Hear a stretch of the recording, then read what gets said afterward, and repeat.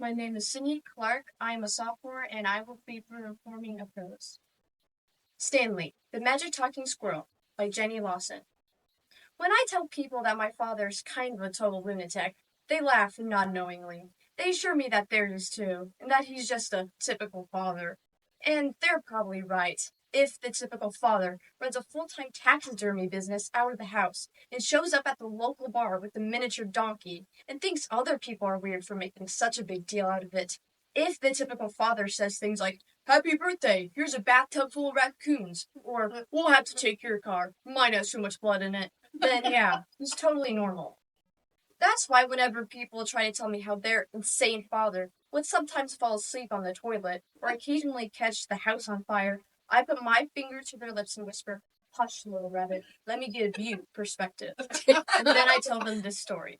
I was 8, and my sister Lisa was 6. My father, a giant bohemian man, lumbered into our tiny bedroom.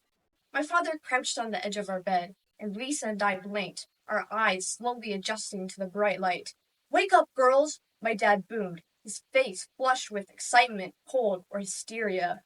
My dad held a rich cracker box, which was weird, because we never had brand name food in the house. So I was all, "Hell yeah, this is totally worth waking me up for." But then I realized that there was something alive and moving in the cracker box, which was disturbing. Less because my father had brought some live animal in a cracker box into our room, and more because whatever was in there was ruining some perfectly good crackers. Daddy leaned toward us and told us that this box held our newest pet. This is the same man who once brought home a baby bobcat, let it loose in the house, and forgot to mention it because he didn't think it was important. So for him to be excited, I assumed the box had to contain something truly amazing, like a two-headed lizard or a baby chupacabra. He opened the box and whispered excitedly, "Come out and meet your new owners, Pickles." Almost as if on cue, a tiny head poked out of the cracker box. It was a smallish, visibly frightened squirrel. Its eyes glazed over from fright. My sister squealed with delight, and the squirrel disappeared back in the box. Lisa and I were silent, and the tiny squirrel tentatively peeked over the top of the box. It was cute, as far as squirrels go, but all I could think was, "Really? A squirrel? This is what you got me out of bed for?" This is a man who throws his kids in the car to chase after tornadoes for fun. So the whole squirrel in a box theme kind of seemed anticlimactic. My father noticed the look on my face and leaned in further, like he was telling us a secret he didn't want the squirrel to overhear. "This," he whispered, "is no ordinary squirrel. This," he said with a dramatic pause, "is a magic squirrel." My father seemed to sense I was plotting a nursing home or circus-related revenge, and his eyebrows knit together as he attempted to gain back our trust. "Seriously, this is a magic squirrel," he said. "Look, I'll prove it to you." He looked into the box. "Hey, little squirrel, what is my oldest daughter's name?" The squirrel looked at my father, and then at us. And damned if that squirrel didn't stretch up and whisper right into my father's ear. He said, "Jenny," my dad stated quite smugly. It was impressive, but both my sister and I were quick to point out that we actually didn't hear the squirrel say my name.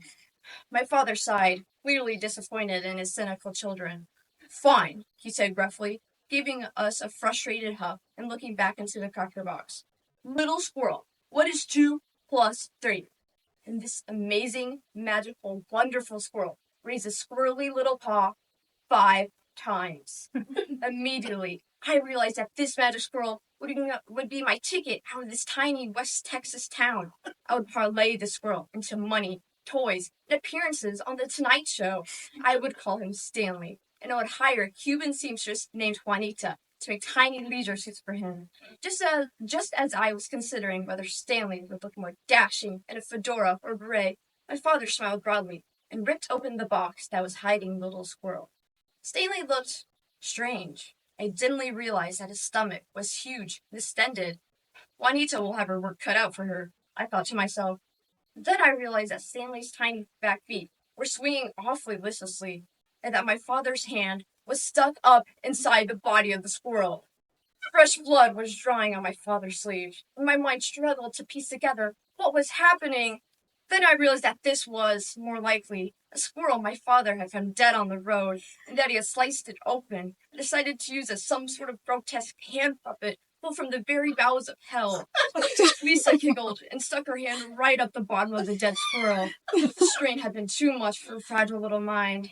As she shoved the fresh carcass up to her elbow, I made a mental note to start checking the backs of milk cartons, certain that my real parents, who had most likely misplaced me at the movie theater, must be very worried about me by now.